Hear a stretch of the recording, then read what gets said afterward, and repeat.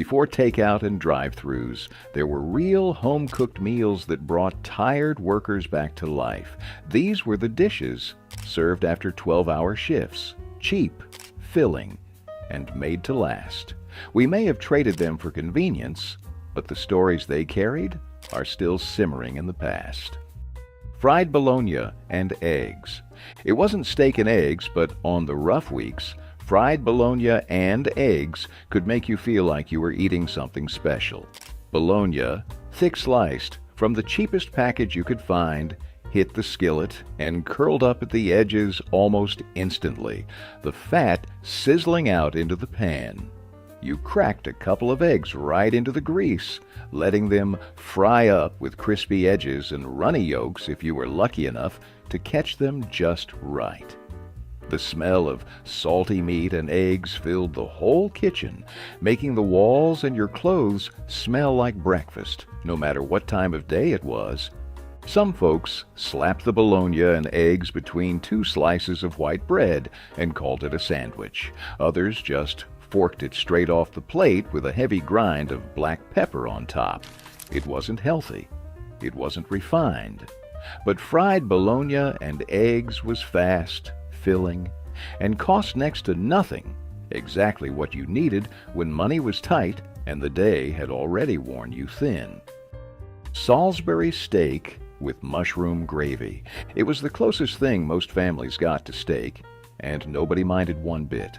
Salisbury steak started with ground beef mixed with breadcrumbs, egg, salt, pepper, and maybe a splash of Worcestershire, if someone had splurged a little. You shaped the mix into thick oval patties, seared them hard in a skillet until the edges crusted and the inside stayed juicy. Then you set them aside and built the real magic: mushroom gravy.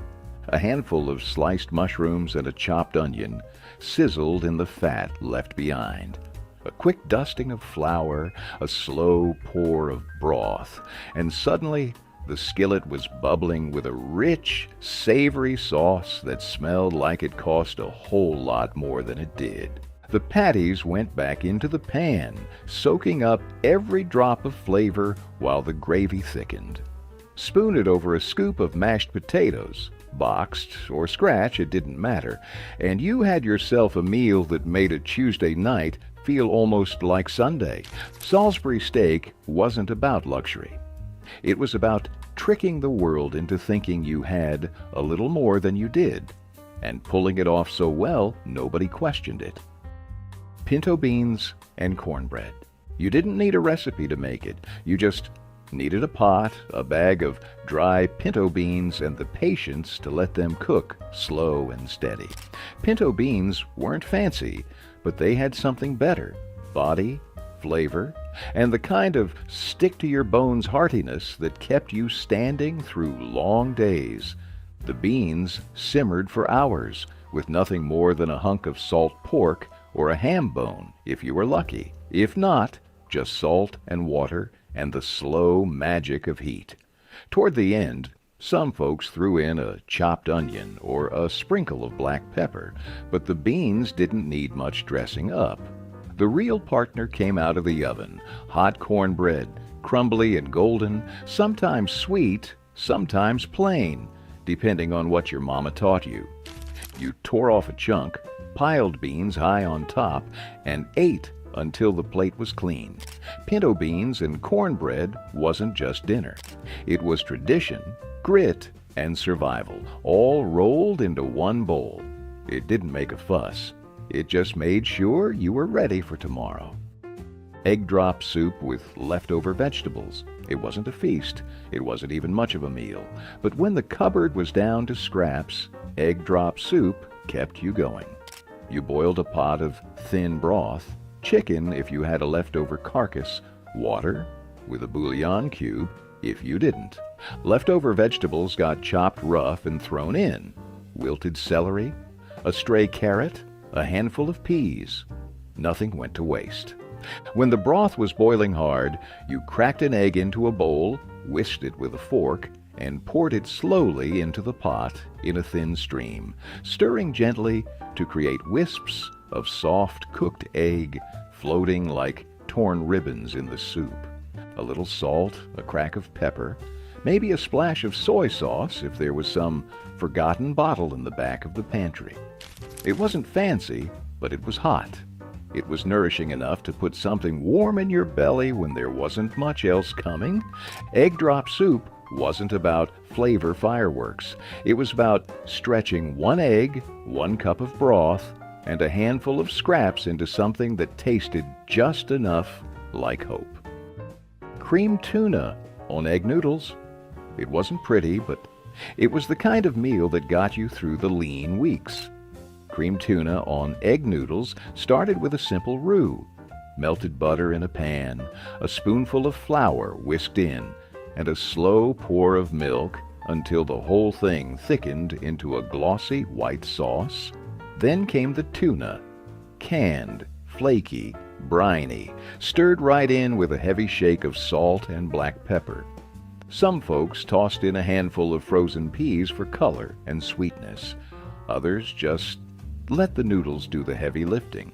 Wide, soft egg noodles boiled until tender were folded straight into the sauce, coating every strand in creamy comfort. It wasn't fancy. It didn't try to be.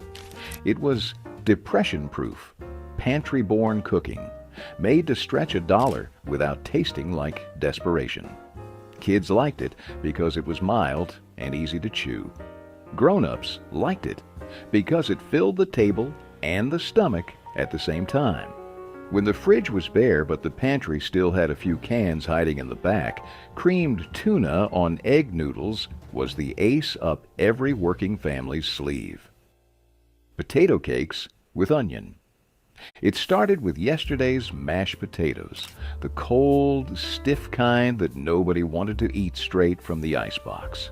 You stirred in a handful of chopped onions, maybe an egg if you had one to spare, and enough flour to pull the whole thing together. Then you shaped it rough by hand, no fancy cutters, and dropped the cakes straight onto a hot, greased skillet. The edges crisped and browned almost before you could flip them, the onions sizzling sweet into the batter and sending up a smell that filled every room. You didn't need toppings. You didn't need sides. Just a fork, or your hands if nobody was looking, and a big plate of hot golden potato cakes. Some folks dusted them with a little salt. Some drizzled them with whatever scrap of gravy might be left over from the night before. Most just ate them straight off the pan, burning their fingers because waiting was worse than the burn. Potato cakes with onion weren't about impressing anybody. They were about not wasting a thing and finding a little crisp, golden joy in the middle of a tough week. Mashed potato pancakes. It started with the leftovers, the lumpy, cold mashed potatoes nobody wanted to reheat. You mixed in a little flour, maybe an egg if you could spare one, and shaped the stiff, sticky dough into rough patties with flour-caked hands.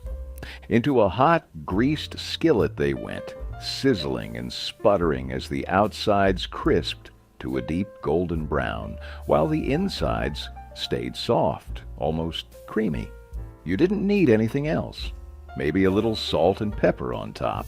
Maybe a scrap of sour cream if there was a lonely tub in the icebox. Most days it was just the pancakes themselves, stacked high on a chipped plate, steaming, salty, and ready to fill the hollow spot left by a long, hard day. Mashed potato pancakes were proof that a second-hand meal could still taste better than anything new. They were born from necessity, from stubbornness, from the refusal to waste even a spoonful of yesterday's dinner. And sometimes they tasted better than anything that had come fresh off the stove. Ground beef and corn casserole. It wasn't pretty, but it was the kind of meal that filled a kitchen with the smell of something good, something solid. You browned a pound of ground beef in a big skillet, no draining, no measuring, just enough to get the fat sizzling. Then you tossed in a can of corn, a scoop of tomato paste or whatever sauce you had lying around, and a few shakes of chili powder for good measure. The whole mess got dumped into a battered baking dish. Then came the topping, crushed saltines, cornbread batter, or even a quick pancake mix if that's all you had. It baked into a golden, crackly blanket that hid the rich, smoky beef underneath. This wasn't some polished casserole with a dozen fancy ingredients. It was sweet, salty, filling, and cheap enough to feed a family on nickels. If there were leftovers, they only got better overnight, soaking up all the flavors into something even heavier. Ground beef and corn casserole didn't try to impress anybody. It just got the job done, fast and without apology, at the end of a day when nobody had anything left to give but hunger. Factory Town boiled dinner, variation, with beans and salt meat. This wasn't just dinner, it was an entire week packed into a single pot. Factory Town boiled dinner was the working man's answer to not knowing if next week's pay was coming. It started with the toughest cuts of salt-cured meat, brisket if you were lucky, pork scraps if you weren't, tossed into the biggest pot you owned and covered in water. Potatoes came next, whole and unpeeled, soaking up all that briny broth. Then came the beans, tossed in dry if you had time, canned if you didn't. Carrots, onions, and thick wedges of cabbage layered on top until the pot looked like it could barely hold it all. It simmered for hours, the smell filling every crack in the house. A sharp, peppery steam that meant dinner was almost ready, even if you had to ladle it out one careful scoop at a time. Some families slathered the salt meat with mustard. Others just let the broth do the talking. Boiled dinner wasn't about flavor fireworks. It was about feeding tired bodies without wasting a single scrap. And when it stretched into lunches and sandwiches later in the week, nobody complained. It was survival, seasoned with patience. Bubble and Squeak fried leftover potatoes and vegetables. Nothing about it sounded elegant, and that was exactly the point. Bubble and Squeak was the kind of dinner built from what nobody else wanted: leftover potatoes, limp cabbage, forgotten carrots, tossed together in a hot skillet with a little fat, bacon grease if you were lucky, lard if you weren't. They fried until the edges crisped and the middle stayed soft. The name came from the sound it made as it cooked, the bubbling of the fat, the squeak of cabbage pressing against the pan. You didn't need measurements or a recipe. You just needed scraps and a good ear. Some folks added a handful of chopped onions or a slice of leftover meat. But most nights it was just starch and stubbornness fried into something hot and heavy. It wasn't glamorous, and it wasn't meant to be. It was food that made the most of nothing. Food that filled the house with the smell of frying potatoes and gave tired families something to sit down to. At a time when leftovers weren't just common, they were expected, Bubble and Squeak made sure no bite was wasted and no stomach went empty. Ham hocks and cabbage. You could smell it long before you saw the pot, a smoky, meaty scent that drifted down the block, slipping through windows and pulling you home. Ham hocks and cabbage didn't come from recipe books. They came from knowing how to turn cheap cuts into pure gold. Ham hocks, dirt cheap and loaded with flavor, were thrown into a pot with water and left to simmer low and slow. Cabbage came next, chopped into thick wedges and added just as the meat started to fall apart. The broth turned rich and smoky, the ham tender enough to nudge off the bone with a spoon, and the cabbage soaking up every last drop like it had been waiting for it all its life. Sometimes a few potatoes made it in, sometimes a handful of beans. But even on its own, this dish could stretch for days, ladled out into bowls, dunked with crusty bread, and savored till the last shred was gone. Ham hocks and cabbage didn't pretend to be anything fancy. It was a working man's dinner built on patience, thrift, and a deep understanding that the best meals are the ones you make out of almost nothing. Braised rabbit with root vegetables. Before meat came in neat plastic packages, families made do with what they could catch, and rabbit was the prize of many backyard hunts. Braised rabbit with root vegetables wasn't some special occasion meal. It was regular folks turning the day's luck into something that could feed everybody. You started by searing the rabbit pieces hard in a heavy skillet, locking in what little fat the lean meat carried. Then you added a handful of garden vegetables, carrots, turnips, onions if you had them, chopped rough and thrown in like it didn't matter. Everything got bathed in broth or just plain water, covered and left to simmer low and steady until the rabbit turned tender and the vegetables surrendered their sweetness to the pot. The result wasn't flashy. It wasn't meant to be. It was earthy, hearty, and deeply honest. Food that tasted like survival and smelled like home. Braised rabbit with root vegetables wasn't about richness. It was about resourcefulness, patience, and that rare satisfaction of turning a good day's catch into a meal that could last until tomorrow. Bread and lard with salt. When times got mean, you learned to be meaner. Bread and lard wasn't a delicacy. It was necessity, straight from the hard days when hunger didn't wait for pride. You took a thick slice of stale bread, slathered it with cold lard, sometimes pure white, sometimes flecked with the golden bits of fat, and sprinkled a few grains of salt across the top like a dare. No cooking, no fuss, just bare, brutal eating. Bite by bite, the heavy fat melting into the bread, the salt kicking your tongue awake just long enough to remind you that you were still here, still standing. Some folks softened the lard with a little hot broth. Others toasted the bread if they had the firewood to spare, but most didn't bother. It wasn't about flavor. It wasn't even about satisfaction. It was about putting something, anything, into your stomach so you could face another day. Bread and lard wasn't a choice. It was a testament to survival. A stubborn meal from people too tough to quit when the world gave them nothing but crumbs. Rice and red beans. It was slow food by necessity, not design. Red beans and rice started in the morning, with a pot of dry beans soaking up water and hope while the world spun outside the window. Later, you boiled them low and steady, maybe with a scrap of ham bone or a spoonful of bacon grease, until the beans turned creamy and the pot turned heavy with the smell of something rich and right. Meanwhile, a pot of plain white rice sat waiting on the back burner, ready to catch every scoop of the thick, smoky stew.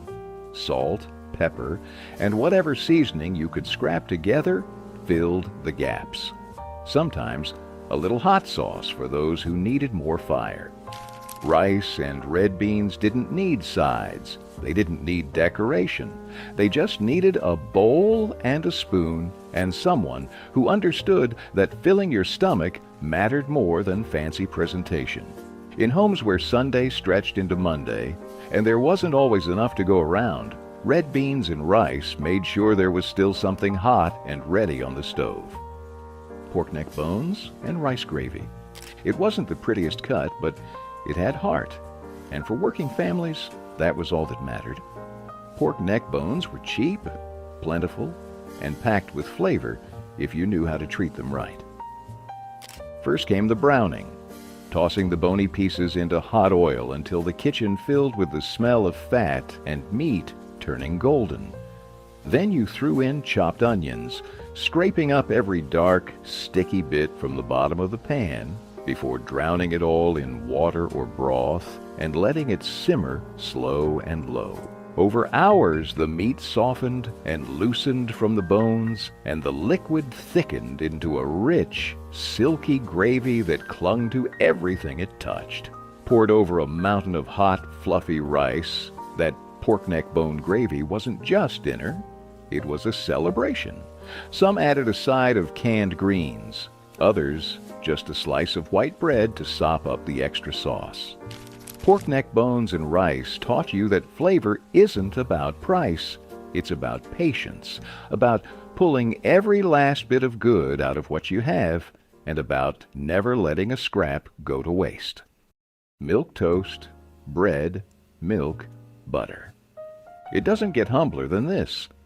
Milk toast was the meal of last resort, the thing you made when the cupboards were bare and the day had been too long for anything fancier. Thick slices of bread, toasted to golden at the edges, dropped into a shallow bowl and drowned in hot milk. A pat of butter melted across the surface, swirling into the warm, pale puddle, like a tiny luxury. Sometimes there was a sprinkle of sugar or cinnamon if there was a little extra to spare, but most nights it was just bread, milk, and the soft, quiet comfort of something filling your belly. It wasn't glamorous. It didn't try to be. Milk toast was what you ate when you were too tired to fight, too broke to pretend, and too stubborn to go to bed hungry. It filled you up in a way that had nothing to do with calories and everything to do with resilience. In the hardest seasons, milk toast wasn't just dinner. It was a small act of hope, proof that even with almost nothing left, you could still find a way to put something warm on the table. Cornbread and buttermilk, soup. When the cupboard was bare and there wasn't even a pot to boil, cornbread and buttermilk soup came to the rescue. It wasn't really a soup, not in the way you'd think. It was a rough, gritty answer to hunger, built on scraps and handed down like a secret handshake between the hard luck and the hungry. You crumbled leftover cornbread into a chipped bowl, poured cold buttermilk over it until the crumbs floated and softened and stirred until it looked like something halfway between porridge and stew. Some folks added a pinch of salt, others a sprinkle of black pepper, but most just ate it plain, spoon by spoon, heavy in the mouth and cold against the heat of long summer nights. It wasn't pretty, it wasn't elegant, but it filled your gut without emptying your pockets. And sometimes that was more important than anything else. In the lean years, cornbread and buttermilk soup wasn't a fallback. It was a lifeline built out of nothing but grit and the stubborn refusal to go hungry. Scalloped potatoes and onions. It didn't take a lot to make scalloped potatoes, but it did take patience and a little bit of hope. You sliced potatoes thin as you could get them without cutting your fingers, and layered them in a battered baking dish with onions, salt, and maybe a dusting of flour. Over the whole pile, you poured watered-down milk or, if you were lucky, a can of evaporated milk. Sometimes a knob of butter found its way in. Most times, it didn't. You covered it with foil, shoved it into the oven, and waited while the magic happened low and slow. The potatoes softened into creamy layers. The onions melted down into sweet, slippery bites, tucked between the starch. The milk thickened into a pale gravy that pooled at the edges of the pan. There wasn't any cheese, and nobody expected it. Scalloped potatoes and onions weren't about decadence. They were about using what you had, stretching it as far as it could go, and pulling a full meal out of the kind of scraps most people would overlook. Hamburger gravy over mashed potatoes. It wasn't pretty, and it wasn't supposed to be. Hamburger gravy over mashed potatoes was about getting food on the table fast, hot, and cheap. A skillet full of sizzling ground beef, browned until crumbly, was the foundation. You pushed the meat aside, stirred flour right into the fat, and poured in milk or water, stirring until it thickened into a creamy, salty gravy that smelled like home. Piled high over a mound of mashed potatoes, whether from scratch or straight out of a box, the gravy seeped into every crack and crevice, turning a simple plate into something rich and heavy. Frozen peas might make it onto the side if you had a few extra minutes. Otherwise, it was just meat, potatoes, and the kind of salty, savory bite that made you forget what you didn't have. It wasn't diner food, and it wasn't trying to be. It was Tuesday night food, end of the month food, the food that kept kids fed and parents sane. In homes where the grocery bill decided what kind of week you were going to have. Hamburger gravy was the difference between going without and going to bed full. Spam and rice skillet. When meat prices spiked and grocery shelves started to thin, Spam was the hero nobody expected. Spam and rice skillet was a Depression-born classic that never apologized for being what it was: salty, fatty, and just enough to fill a plate when little else could. You cubed up a can of Spam into rough chunks, browned them in a screaming hot skillet until the edges got crisp and caramelized, then tossed in a mound of cooked white rice. Some folks added frozen peas or a few shreds of cabbage if they had them, but most nights it was just meat, rice, and maybe a splash of soy sauce or black pepper. The fat from the Spam slicked every grain of rice in flavor, turning what should have been bland into something smoky and rich. It was fast, heavy, and comforting in a way you didn't question. Spam and rice skillet wasn't about health or presentation. It was about survival, about making a single can stretch across dinner and tomorrow's lunch. It wasn't supposed to be pretty. It was supposed to keep you standing, and it did. Tomato sandwiches with salt and pepper. When the gardens came in heavy and the pantry stayed light, tomato sandwiches were the food of kings. Thick slices of fresh tomato, red and dripping, laid out on 2 slices of soft white bread, slicked with a smear of mayonnaise if you had it, and if you didn't, plain was good enough. A heavy sprinkle of salt, a crack of black pepper, and that was it. Fold the bread together, bite down, and let the juice run down your wrists while you leaned over the sink, catching every messy drop. No sides, no fancy spreads, just bread, tomatoes, and the wild, bursting flavor of something you grew yourself, or traded for, or begged off a neighbor's vines. In the hottest days of the year, when the stove was too much trouble and the air was too heavy to think, a tomato sandwich wasn't just a meal. It was a reminder that simple things could still taste like luxury, even when the wallet said otherwise. Fried cabbage with bacon drippings? It didn't take much to turn a head of cabbage into something that could fill the whole house. You started with a heavy iron skillet, slicked with bacon drippings, saved from better mornings. When the pan got hot enough to smoke, you threw in rough-chopped cabbage by the handful, the green leaves hissing and wilting down into the fat. A little salt, a crack of black pepper. That was all it needed. Some folks tossed in diced onions if they had them, or a few crumbles of leftover bacon if the pantry was generous. But even bare, just cabbage and fat, it fried up into something sweet, smoky, and good enough to make you forget what wasn't sitting on the table next to it. Piled high on a plate with nothing but a piece of white bread to chase it down, fried cabbage wasn't just a side dish. It was survival food. It stretched the budget, filled the kitchen with the smell of something real, and gave everyone around the table one more reason to believe tomorrow would come with a little more on their plate. Oxtail stew with barley and carrots. It wasn't the kind of meat you bragged about, but in homes that knew how to make something out of nothing, oxtail was king.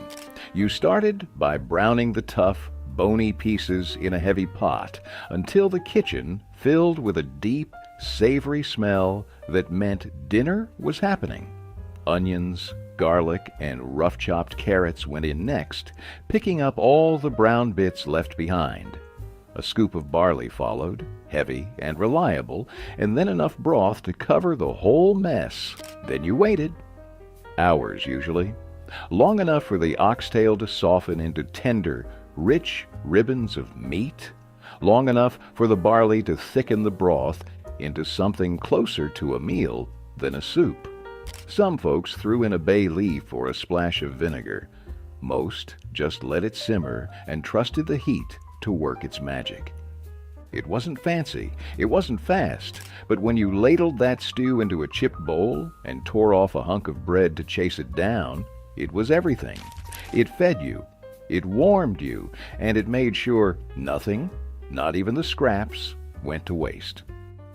Potato soup with saltine crackers. It didn't get much simpler or more stubborn than potato soup. You peeled and chopped potatoes rough, boiled them with a little salt until they softened, then mashed them half-heartedly right there in the broth. A splash of milk if you had it, a pat of butter if you could spare it.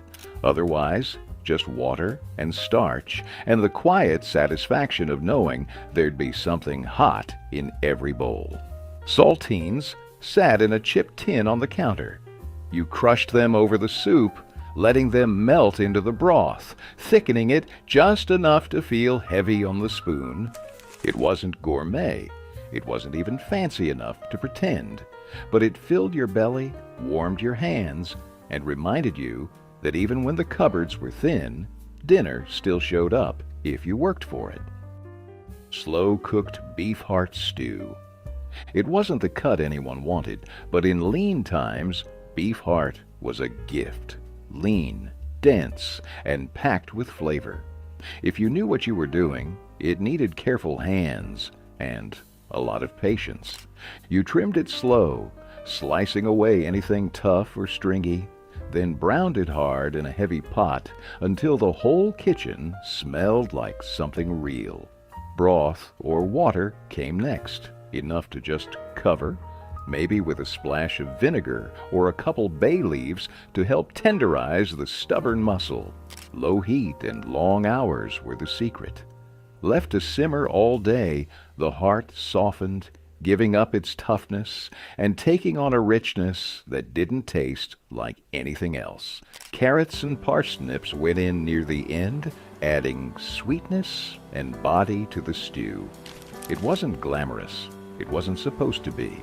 It was survival food, nourishment pulled out of the parts most people threw away. Served with bread, rice, or just eaten straight from the pot, slow-cooked beef heart stew reminded everyone at the table that tough times could still produce tender meals, if you were willing to work for it. Oatmeal stretched meatloaf. When breadcrumbs ran out, or when every penny counted, oats stepped up. Oatmeal stretched meatloaf wasn't a compromise.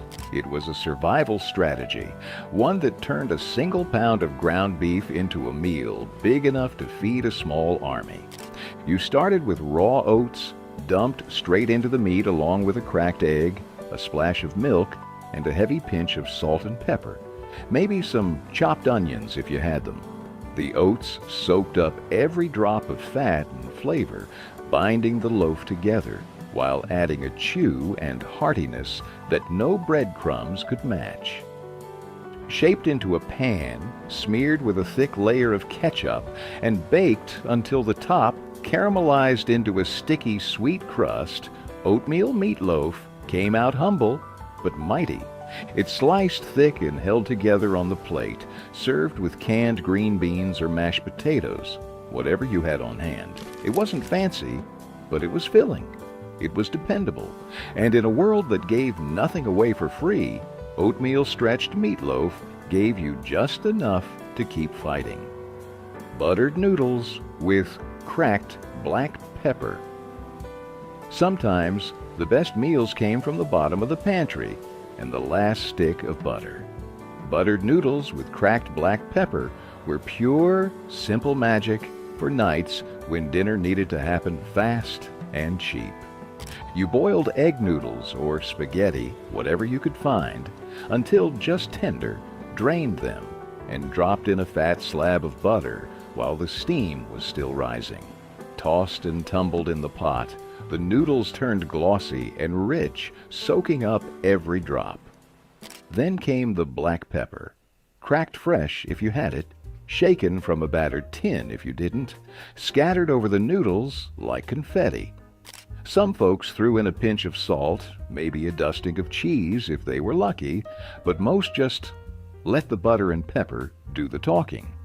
It wasn't hearty, it wasn't heavy, but it was warm, filling, and good enough to make a long day feel a little softer. Buttered noodles didn't try to impress anyone. They just made sure you got from one day to the next, one bowl at a time.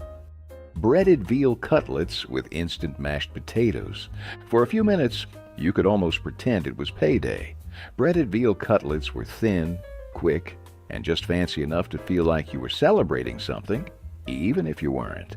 Thin slices of veal, pounded even flatter with the bottom of a jar or a rolling pin, were dipped in flour, then egg, then a heavy coat of breadcrumbs. They hit the skillet and sizzled immediately, the breading locking in the tiny bit of moisture the cutlet had left. In a few minutes, they crisped up golden and hot, with a crunch that sounded like breaking into something better than you could afford. Beside them, a scoop of instant mashed potatoes, stirred together with butter and hot water until they faked their way onto the plate like the real thing. A ladle of brown gravy if you had it, just a pat of butter if you didn't. The whole meal came together in 20 minutes flat, with just enough pomp to make a Tuesday night feel a little less desperate. Breaded veal cutlets weren't about luxury, they were about hope, fried golden, and served hot. Smothered pork chops with onion gravy. If there was ever a dinner that could make you forget how tight the week had been, it was smothered pork chops drowning in onion gravy. Thick bone-in chops hit the skillet with a hard sear, crisping up the fat and filling the kitchen with the kind of smell that pulled everyone to the table before you even called. Once the meat was browned and set aside, you built the real star of the show, the gravy. A spoonful of flour straight into the drippings, stirred until every last scrap lifted off the pan. Then came the sliced onions, cooked down until they were soft, golden, and almost sweet. A splash of broth loosened it all into a thick, silky sauce that smelled better than payday. The chops went back in, covered, and left to simmer low until they were fork tender and soaked with flavor. Served over white bread, mashed potatoes, or just straight from the pan, every bite was salty, rich, and dripping with memories. Smothered pork chops weren't about showing off. They were about showing up with everything you had. Tuna noodle ring mold. It looked like something out of a 1950s cookbook, and maybe it was. But for families scraping by, the tuna noodle ring mold wasn't about presentation. It was about pride. You started with egg noodles, boiled just until tender, then folded them into a creamy, salty mixture of canned tuna, peas, mayonnaise, or cream of mushroom soup, and a heavy dash of black pepper. Some folks added a sprinkle of paprika on top if they were feeling fancy, but most didn't bother. The real magic happened when the mixture got packed into a heavy ring mold, greased and waiting like an empty stage. It baked in the oven until just solid enough to flip without falling apart. When it landed on the plate with a soft, steaming thud, there was no applause, just hungry eyes waiting for a slice. It wasn't pretty, but it tasted like every good memory crammed into a casserole, creamy, salty, soft, and warm. It sliced clean, reheated like a dream, and made sure nobody went to bed hungry. In kitchens, where every meal had to stretch a little further, the tuna noodle ring mold wasn't a joke. It was a quiet little victory. Bologna boats with melted cheese. Nobody pretended this was fancy. Bologna boats were what you made when the fridge was almost empty. The paycheck was late, and you still had hungry mouths to feed.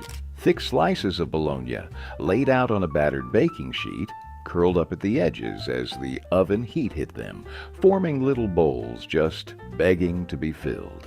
Into the middle went shredded cheese, whatever was on hand, cheddar, mozzarella, or even broken slices of American cheese.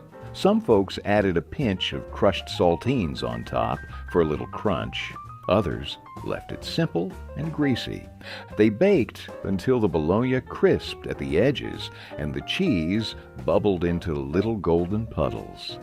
Pulling them out of the oven, the smell was pure childhood, a mix of salt, fat, and something that felt almost, but not quite, like indulgence. Served with canned green beans, a spoonful of coleslaw, or just grabbed 3 at a time straight off the pan, bologna boats were comfort food in its purest, scrappiest form. Nobody at the table cared about presentation. They just cared that dinner was hot, salty, and enough to fill them up. Fried rice with scraps of whatever. Fried rice wasn't born in high-end restaurants. It came out of battered kitchens where yesterday's leftovers turned into tonight's salvation. Cold rice, scraped from the bottom of an old pot, went into a screaming hot skillet, slicked with bacon fat, lard, or whatever grease hadn't already been stretched into something else. Then came the scraps, slivers of onion, bits of scrambled egg, a handful of canned peas, a chunk of leftover ham, or sausage if you were lucky. No rules, no recipe, just whatever you could scavenge thrown into the pan and stirred hard and fast. A splash of soy sauce or a pinch of salt was enough to pull it all together, every grain coated in fat and flavor. Sometimes it came out crisp at the edges. Sometimes it was soft and steaming. Either way, it filled the plate, filled the house with the smell of something real, and filled the belly until tomorrow. Fried rice wasn't a plan. It was a rebellion against waste, proof that a little heat and a little hunger could turn scraps into something worth sitting down for. Stuffed bell peppers with ground beef and rice. They looked fancy on the outside, but stuffed bell peppers were pure strategy underneath. Take a handful of ground beef, stretch it with a scoop of cooked rice, toss in some chopped onions, maybe a little tomato paste, if the can wasn't already scraped clean, and you had a meal built to last. You hollowed out big, fat bell peppers, green, red, whatever was cheapest, and packed them tight with the beef and rice mixture like edible suitcases. Some folks seasoned the filling with garlic powder, dried herbs, or just a heavy hand of salt and pepper. Into the baking dish they went, standing proud. A splash of broth or tomato sauce at the bottom kept them moist while they baked, bubbling and steaming until the peppers softened and the filling cooked through. They came out hot, hearty, and colorful enough to feel like you were eating something special. No side dishes needed. Every bite gave you meat, starch, and vegetable in one neat little package. Stuffed peppers weren't about saving time. They were about saving money and making sure nobody at the table noticed that pound of ground beef had been stretched across 6 plates instead of 3. Sloppy Joe meat stretch. Heavy on sauce, light on beef. It looked like a feast on the plate, even if there wasn't much beef in the pan. Sloppy Joe meat stretch was a trick as old as hard times. Stretch a pound of ground meat with so much sauce, onions, and filler that it looked like you were eating double. You browned what little ground beef you had, crumbling it fine to make it seem like more, then dumped in a heavy ladle of ketchup, a splash of water, maybe a squirt of mustard, or Worcestershire sauce if you were feeling bold. Some folks tossed in diced onions or a handful of oats to bulk it up even more. It simmered into a thick, sweet, tangy mess that could soak through a hamburger bun faster than you could take a bite. No sides, no frills, just a big sloppy sandwich held together by hope and sticky fingers. Sloppy Joe Meat Stretch wasn't about fooling anybody. Everyone at the table knew what was missing. But nobody complained, not when their stomachs were full and there was enough left over to pack tomorrow's lunch. Cold meatloaf sandwiches. The second day was always the best. Cold meatloaf sandwiches weren't an afterthought. They were the whole reason you made a double-sized loaf in the first place. Yesterday's meatloaf, pulled cold from the fridge, sliced thick enough to hold together without crumbling, slapped between two slices of soft white bread. A heavy squirt of yellow mustard cut through the richness, sharp and bright against the dense, seasoned meat. Some folks swore by adding a pickle spear or a slice of raw onion.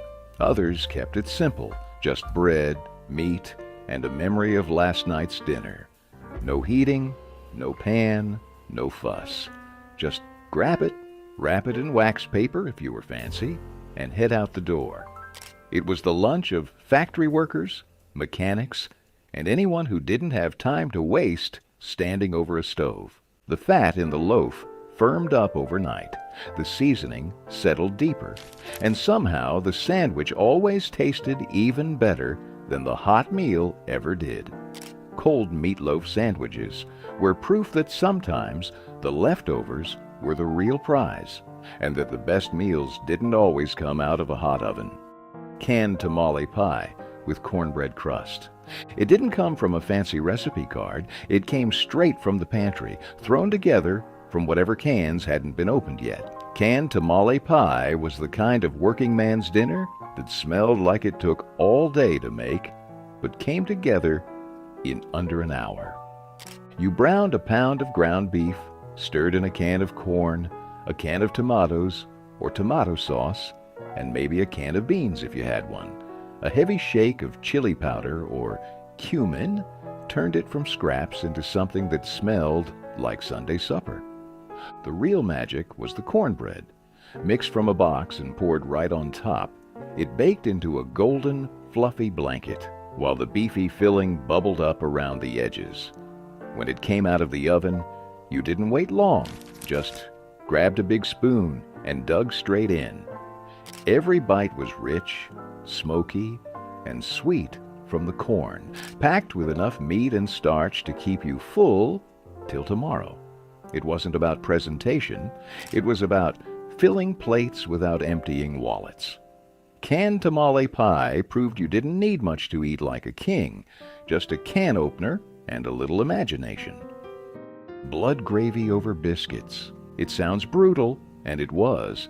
But back when nothing could be wasted, blood gravy was the kind of dinner that kept people standing. Fresh blood from pigs or cows was whisked into a hot skillet with a little flour, a splash of milk if there was any to spare, and a heavy hand of black pepper. It thickened quick into a dark, rich sauce that smelled stronger than anything you had ever tasted. Served ladled over biscuits, homemade if there was time, store-bought if there wasn't, blood gravy turned the scraps of the kitchen into a full, heavy meal.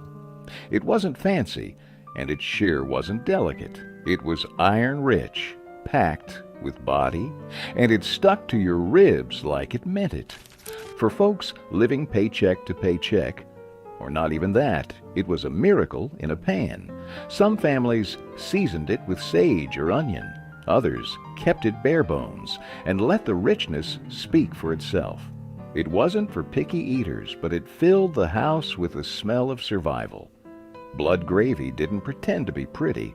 It just did its job. And sometimes that's all a dinner needed to do. Baked bean sandwiches.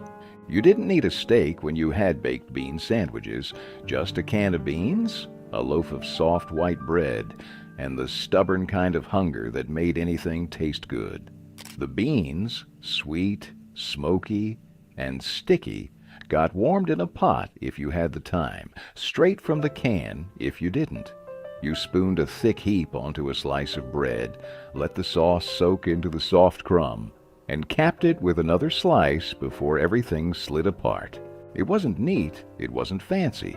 Half the time, the sandwich collapsed before you got your second bite, but nobody cared. Hands and faces got messy. Plates caught drips and spills. The kitchen smelled like molasses and brown sugar.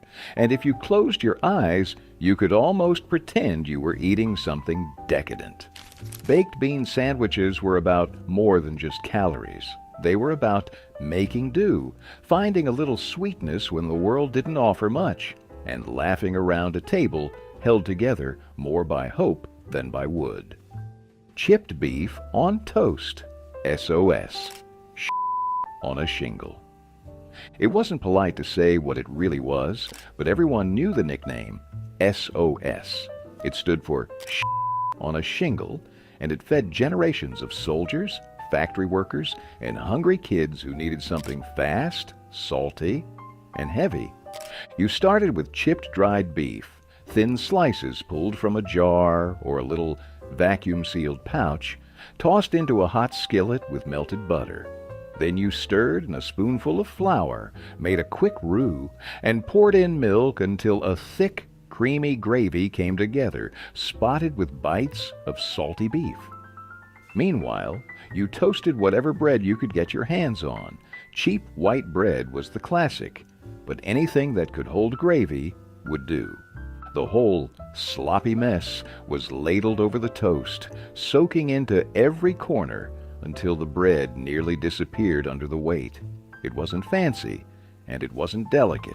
It was blunt force food, designed to hit the stomach like a brick and hold you there until the next meal. Chipped beef on toast wasn't about flavor fireworks. It was about putting something hot and heavy on the plate when the world didn't give you much else. Liver and onions with fried potatoes. The smell hit you first. Sharp, rich, and heavy, in a way that filled the whole house and clung to your clothes. Liver and onions wasn't for everyone, but for those who grew up with it, it meant one thing. A real meal was coming. Thin slices of beef liver were dredged in flour and seared in a hot skillet until just browned on the outside, but still tender in the middle. Meanwhile, onions fried alongside, turning soft, sweet, and golden as they picked up every bit of flavor left in the pan. Fried potatoes, chunked rough and crisped in the same fat, rounded out the plate, soaking up the juices and giving every bite some weight. Salt and pepper were about the only seasonings you needed. Maybe a splash of vinegar if you were feeling fancy. It wasn't a meal you made for show. It was bold, unapologetic, and packed with enough iron and heft to keep a man working from sunup to sundown. Liver and onions with fried potatoes was proof that sometimes the toughest cuts of meat made the most unforgettable meals. Rice and tomato gravy. When the cupboards were almost bare but you still needed something hot and filling, rice and tomato gravy was the answer. It started simple. White rice boiled soft and piled high in big battered bowls. The gravy came next. Cheap canned tomatoes, juice and all, simmered with a little water, a spoonful of bacon grease if you had it, and a heavy hand of salt and pepper. Sometimes there was a pinch of sugar to take the edge off the acid. Sometimes just a prayer. You ladled the tomato gravy straight over the mound of steaming rice, letting the bright red sauce soak into every grain. It wasn't fancy. It wasn't even pretty. But it was hot. It was heavy. And it stayed with you. Rice and tomato gravy didn't try to pretend. It was about using what you had and stretching it until it gave up everything it could. In kitchens, where a can of tomatoes and a handful of rice could mean the difference between dinner and going without. This was the kind of meal that made sure nobody left the table empty. Salt pork and beans. It was simple, salty, and good enough to keep a man going through the longest days. Salt pork and beans weren't about impressing anybody. They were about calories, comfort, and using what the world hadn't taken yet. Thick slabs of salt pork, heavily cured to survive months without refrigeration, were tossed into a heavy pot and boiled until they surrendered their briny richness. Dried beans, white, navy, or pinto, whatever was cheapest, followed right after, soaking up all that smoky saltiness. Sometimes a bay leaf was thrown in for good luck. Sometimes just a cracked black peppercorn. The whole pot simmered low and steady for hours, the smell clinging to the walls, the curtains, your clothes. When it was finally ready, the beans were tender, the pork was falling apart, and the broth was thick enough to coat the back of a spoon. It wasn't delicate, it wasn't refined. It was food that respected the hard work it took to bring it to the table. Salt pork and beans filled stomachs, quieted complaints, and reminded people that survival sometimes tasted like salt, fat, and a whole lot of stubbornness. Pickled pig's feet with boiled potatoes. You either loved them or you didn't, but pickled pig's feet were a rite of passage in kitchens that couldn't afford to waste a thing. It started with a clear glass jar packed tight with pig's feet soaked in vinegar, garlic, and a handful of rough spices. They sat there for days, sometimes weeks, until the meat turned soft, tangy, and gelatinous. Once pulled out, the feet weren't dressed up. They were slapped onto a plate beside a scoop of plain boiled potatoes, steaming and humble.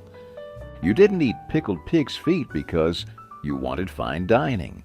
You ate them because they filled you up, gave you collagen and protein when money couldn't.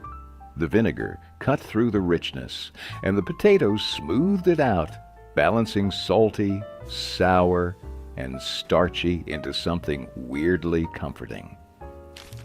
No one pretended this was elegant food. It was daring, gritty, unapologetically real. It didn't just feed you, it dared you to be tougher than your circumstances. In homes where pride meant nothing if your stomach was empty, pickled pig's feet were a badge of honor. Chicken livers with rice and peppers. You knew what was cooking the second you walked through the door. It wasn't subtle. Chicken livers pan-fried with diced onions and chopped bell peppers filled the whole house with a smell that hit you like a brick wall. Some folks loved it, some wrinkled their noses, but nobody walked away from a plate still hungry. Livers were cheap, dirt cheap, and packed with iron, protein, and a rich, earthy flavor most people today would barely recognize. Tossed in a hot skillet with just enough oil to sizzle, they browned fast, soaking up every bit of flavor from the onions and peppers. A splash of hot sauce or a pinch of garlic powder took it even further, stretching a few cents worth of ingredients into a meal that could last 2 days. Rice was the great stretcher, piling high on the plate under a ladle of that sizzling liver and pepper mix. It filled your belly and left enough for a quick scoop into a lunch pail the next morning. In kitchens where every dollar mattered, chicken livers weren't a punishment. They were a promise that you could still eat well even when money was tight. Lazy Man's cabbage roll, casserole. Rolling individual cabbage leaves took time nobody had, so folks came up with a smarter way. Lazy Man's cabbage roll, casserole. It had all the same smoky, sweet, hearty flavors of the old country dish, without any of the fiddly work. You browned ground beef in a big skillet with chopped onions and garlic, maybe a sprinkle of salt and pepper if you had it. Then you stirred in cooked rice and layers of chopped cabbage, pouring a good amount of tomato sauce over everything until it looked more like a mess than a meal. But in the oven, it transformed. The tomato sauce soaked into the rice, the beef melted into the cabbage, and the whole dish baked into a bubbling, fork-tender reminder that sometimes shortcuts are just plain smart.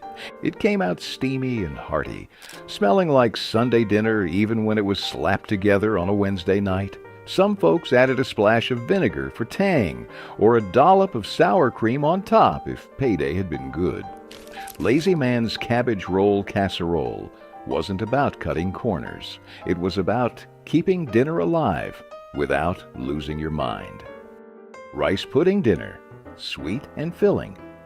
When there wasn't enough meat and the pantry shelves were running thin, sweet dinners like rice pudding pulled their weight. You boiled up a pot of white rice, thick and soft, then stirred in a little milk, a handful of sugar, and whatever scraps of spices you had. Cinnamon, if you were lucky, nutmeg, if you were blessed. Some folks cracked an egg into the pot to make it richer. Others just let the milk and sugar thicken into a loose, sweet slurry that clung to every grain. Raisins made it in if you had them, but most nights it was just rice, milk, and hope.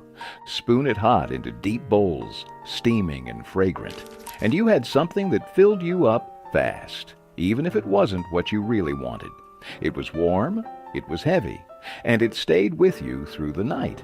Rice pudding for dinner wasn't about treats. It was about calories, comfort, and making a handful of cheap staples taste like something that could carry you through the next day. Sweet, simple, and stubborn, that was the secret.